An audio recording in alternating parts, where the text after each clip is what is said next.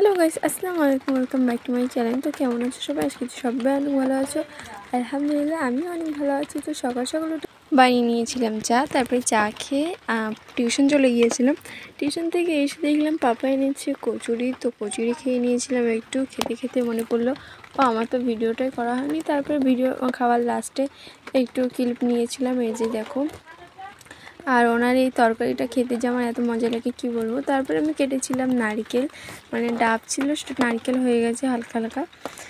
তো দেখতেই পাচ্ছ এটা খেতে বেশ মজা লাগে। আরও যদি হয় মিষ্টি তাহলে তো কোনো কথাই নেই। আর বাইরে কিন্তু বৃষ্টি হচ্ছে, যার জন্য ভয়েসটা এমন আসছে, প্লিজ তোমরা কিছু মনে করবে না।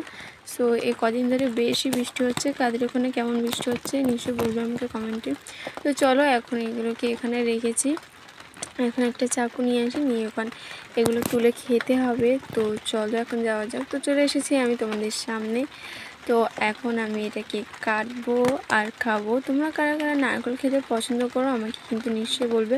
আমার কিন্তু নারকেলের যে শ্বাসটা হয়, নারকেলে বলছি ডাবের যে শ্বাসটা হয়, ওটা খেতে কিন্তু বেশ ভালো লাগে। কাদের কেমন লাগে নিশ্চয়ই বলবে। যে এই দেখো এই নারকেলগুলো খেতে কিন্তু আরও বেশি মজা লাগে, কারণ এগুলো একটু নরম হয় যেহেতু, সেই জন্য। বাইরে কিন্তু প্রচণ্ড বৃষ্টি হচ্ছে গাইস, আমি তোমাদেরকে প্রথমেই বলেছিলাম।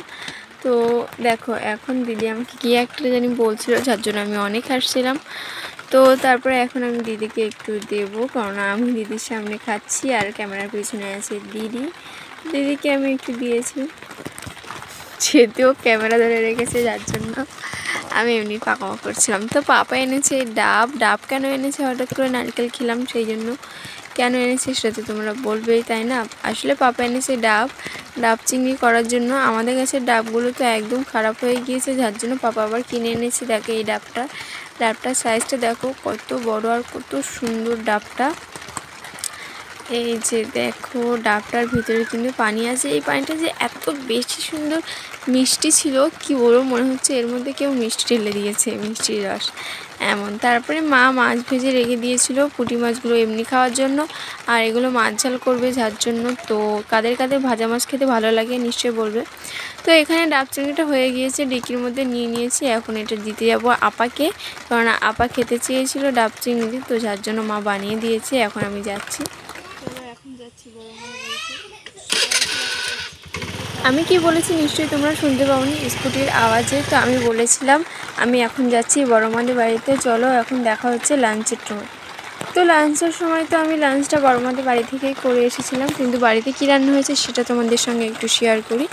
বাড়িতে রান্না হয়েছে মাছের ঝাল, আর এখানে আছে আমাদের তো ডাব ছিল না, যার জন্য চিংড়ি মাছের কী একটা করেছিল, ওটা আমার এখন মনে পড়ছে না। যাই হোক, এখন সোনা পাখি এখানে ও তো ভাত খাচ্ছে আর এক ওর সোনা পাখি খাওয়াচ্ছে ওর মনা। হ্যাঁ, ও এটাকে নেয়, এই পুতুলটাকে করে নেয় আর শুধু বলে মনা মনা মনা। তো দেখো ওকে তো পানি খেতে দিয়েছে ছোটো বোনু, কিন্তু ও না খেয়ে ওর মনাকে খাওয়াচ্ছে। দেখো মানে কত খেয়াল রাখে ওর মা ওকে খেয়াল রাখে, ও দেখে সেটা দেখে ও এবার ওর মনাকে খেয়াল রাখছে। কত বুদ্ধি ওর! আর ওর দুষ্টুমি দেখতে দেখতে শেষ।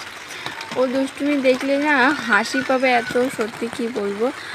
আর এই তো মানে মারা সবাই খেতে বসে গিয়েছে, আমি যে খেয়ে এসেছি আগেই বললাম। তারপরে এখন ওর দুষ্টুমি দেখছিলাম একটু, দেখো পানি খাচ্ছে, ও গাল থেকে বার করে ওকে দিচ্ছে, তার মানে বুঝতে পারছো এই দেখো। যাই হোক, এখন আমি সকলকে তরকারিটা তুলে দিই এই যে নিজে হাতে। তো গাইস ডাব চিংড়ি নিয়ে যেতে গিয়েছিলাম বড় মাদের বাড়িতে, আর বড় মা অনেক জোর করছিল বলে খেয়েও এসেছিলাম। মানে বড় মাদের বাড়ি থেকেই ভাত খেয়ে এসেছিলাম, ওখানেই লাঞ্চ করেছিলাম আজকে। বলেছিলাম যে যাওয়ার সময় বলেছিলাম যে লাঞ্চের টাইমে দেখা হচ্ছে, কিন্তু বাড়িতে কী কী রান্না হয়েছিল সেগুলো তোমাদেরকে দেখিয়েছিলাম বাড়িতে এসে। আর এসে আবার একটু ঘুমিয়ে পড়েছিলাম জানো তো। তারপরে উঠলাম, এখন 4টে বাজে, এখন যাবো একটু আরবি পড়তে। তো ওখান থেকে এসে আবার সন্ধ্যেবেলা কী হবে সেটা তোমার সঙ্গে শেয়ার করবো। আর ঘুম থেকে উঠেছি এখন, দেখো মানে ঘুমাইনি, এমনি শুয়ে শুয়ে ফোন দেখছিলাম একটু। তো ভাবলাম আমি তো ভিডিওটাই করিনি বাড়ি এসে, তো সেই জন্য এখন একটু ভিডিওটা অন করলাম। আর এখন আর দেখো না মাঠটা একদম পরিষ্কার করেছে, খুব সুন্দর লাগছে। আর যখন এগুলো সব কিছু সরিয়ে দেবে না তখন তো আরও সুন্দর লাগবে। মাঠটা তোমাদেরকে দেখাচ্ছি আমি, দাঁড়াও। মাঠটা অনেক পরিষ্কার করেছি, কিন্তু এখানে এত কাদা, দেখো এখানে ভীষণ কাদা এখানে। আর এইগুলো সব পরিষ্কার করেছে, এগুলো সব অনেক সুন্দর লাগছে। তো আমি এখানটায় দাঁড়িয়েছিলাম, এখানটায় দাঁড়াতে আমার এত ভালো লাগে যেন। এই জায়গাটা আমি দাঁড়িয়ে থাকি বিকেলে। আর যখন মন খারাপ থাকে, মন খারাপ আমার থাকে না সবসময়, তবুও যখন মন খারাপ থাকে তখন আমি এখানটায় দাঁড়াই, আমার মন আপনি ভালো হয়ে যায় যেন। এই জায়গাটা এমন একটা জায়গা যে আমার মন ভালো করার জায়গা এটা। যাই হোক, অনেক বকে ফেললাম, হাত ব্যথা করছে, এই হাতে ধরতে হবে ফোনটা।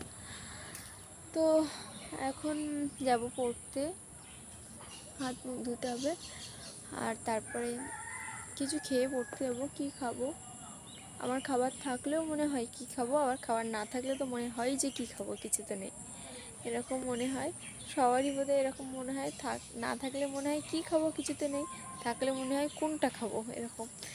তো চলো, অনেক বকে ফেললাম, এখন যাব পড়তে, পড়ে এসে তারপরে তোমাদের সঙ্গে আবার দেখা করছি। অনেক জোর বৃষ্টি হয়েছে জানো গাইস, এত জোর বৃষ্টি হয়েছে দেখো। এখানে আমি তো তোমাদের বিকেলবেলা দেখিয়েছিলাম, সো এখানে বৃষ্টি মানে এতটা পানি ছিল না, দেখো এখানে পানি জমে গিয়েছে, আর আমি এখানে পানিতে পা দিচ্ছি, কত মজা লাগে এরকম করতে। আর এই ফুলটার সিনটা এত সুন্দর, দাঁড়া আমি তোমাদেরকে বলছি। এই যে দেখো আমি চলে এসেছি, আর এই ফুলটার সিনটা যে এত বেশি পরিমাণে সুন্দর, ফুলের সেন্ট শুকতে নিয়ে তবু আমি শুকছি। এই ফুলটা মানে ঝরে যায়, এটা আমি অনেক আস্তে আস্তে পেরেছি, ফুলটা এত সুন্দর। তোমাদের কাদের কাদের এমন ফুল ভালো লাগে আমাকে কিন্তু কমেন্ট সেকশনে এসে বলবো। পরে বাড়ি আসছিলাম, দেখো এখন হিজাবটাও খুলিনি, আমি পরে বাড়ি আসছিলাম, আস্তে আস্তে দেখলাম একটা গাছে, মানে অনেক উঁচু গাছ, কিন্তু পাশে ছিল পাঁচিল। তো আমার একটা ছোট্ট ভাইকে বললাম যে তুই আমাকে ওই ফুলটা পেরে দিয়ে, এক্ষুনি পেরে দিতে হবে, ওটাকে বাড়ি নিয়ে যাব। সো পেরে দিয়েছে, অনেক ভালো, মনের অনেক ভালো। তো ওকে পেরে দিতে বলেছি, অনেক আস্তে আস্তে পেরেছে জানো তো, ভিজে ভিজে পেরেছে বেচারা। আর পাঁচিলটা অনেক স্লিপ ছিল, যদি পড়ে যেত আমার অনেক ভয় লাগছিলো, কিন্তু ফুলটা আমার এখন লাগতোই তোমাদেরকে দেখানোর জন্য, শুধুমাত্র তোমাদের জন্য আমি কিন্তু এই ফুলটা পেরেছি। আচ্ছা, কে কে আমার কাছ থেকে এই ফুলটা নিতে চাও কমেন্ট সেকশনে কিন্তু নিশ্চয়ই বলবে। তো চলো, এখন পরে বাড়ি আসলাম, সন্ধ্যা তো হয়ে গিয়েছে, এখন কি খাবো সেটা তোমাদের সঙ্গে একটু শেয়ার করবো। তো চলো এখন যাচ্ছি বাড়িতে, আর অনেক জোর হাওয়া হচ্ছে, আর একদম ঠান্ডা বাতাস হচ্ছে, এত ঠান্ডা বাতাস হচ্ছে কি বলবো। আমার ফুলটা আমি বারবার দেখাচ্ছি তোমাদেরকে, দেখো এই যে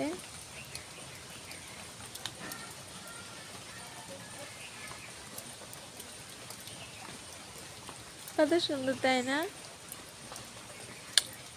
তো চলো, এখন অনেক বকে ফেলেছি, এখন যাব ঘরে, এখন আসছি ঘরে, তো লাইট চালাতে হবে,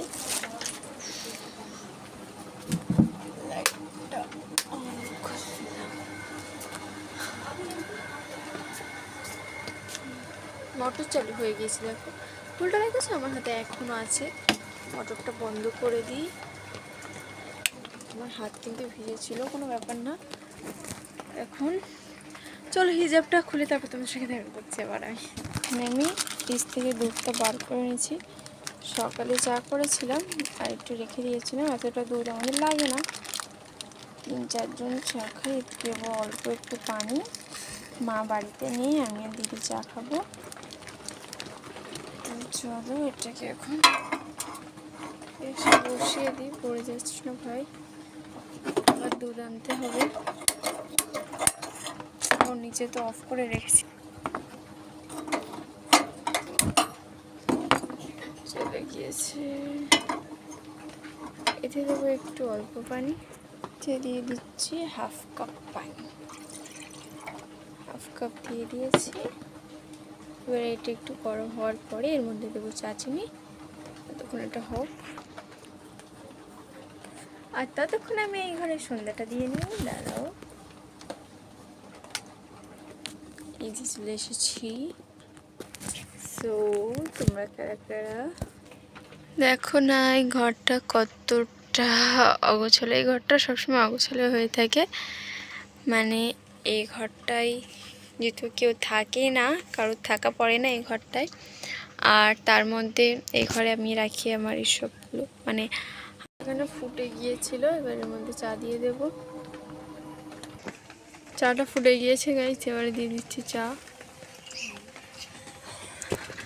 আমি ভুল করে বলে ফেলেছিলাম যে চাটা ফুটে, আর আমার কথা শুনে সবাই হাসছে।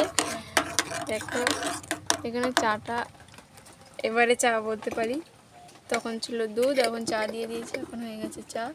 চাটা অনেকক্ষণ ধরে ফোটাবো, অনেক সুন্দর করে চা বানাবো আজকে, বানিয়ে তারপরে তোমাদের সঙ্গে শেয়ার করছি। চাটা হয়ে গেলে একবার দেখা করছি তোমাদের সঙ্গে।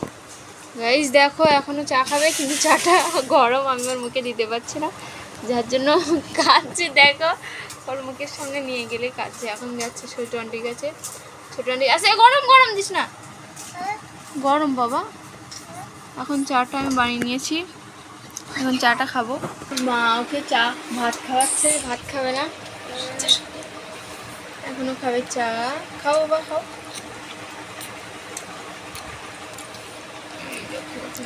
চা এখন চা নিয়ে চলে এসেছি, এই যে চা।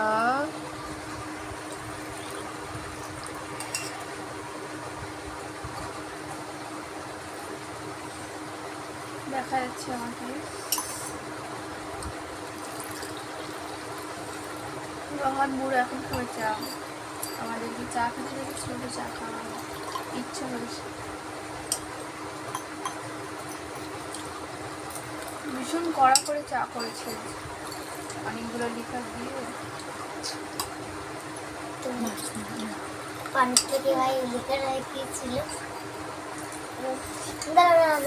চলো চাটা খেয়ে তারপরে দেখা হচ্ছে। গরম বাবা গরম। দেখো চা খেতে এত পছন্দ কবে থেকে করেছে, মুখে এখন লাগিয়েছে ভাত। চলো চা খেয়ে দেখা হচ্ছে। সো গাইস হুট করেই শাড়ি পরলাম, আর ভাবলাম তোমাদের সাথে একটু শেয়ার করি। তো এখন আর এই চুড়িটা এনেছিলাম ব্যাঙ্গালোর থেকে। সো এটা আমার অনেক পছন্দের একটা চুড়ি, আর যাই হোক আমার অনেক পছন্দের একটা চুড়ি। আর আমি সাদা শাড়িটা পরেছি, আমার দিদি বলছে বিধবার মতো শাড়ি পরেছে। তো এখন আমি এই শাড়িটা খুলে রাখবো, আর ছোটো বোনও পরবে, দিদি আর পরবে না, দিদির এখন শাড়ি পরে পরে আর ভালো লাগে না, যার জন্য। আর এই ব্লাউজটা আমার মার, আমি যে ব্লাউজটা পরে যাচ্ছি তার মানে আমার মা কতটা হালকা ছিল। আগে আমার মার এটা হতো, মানে মা আগে আমার মতো হালকা ছিল, কিন্তু এখন আর নেই। যাই হোক এখন আমার কিছু শ্যুট আছে, সেগুলো কমপ্লিট করে তারপর আবার তোমাদের সঙ্গে দেখা করছি। ততক্ষণের জন্য বাই বাই।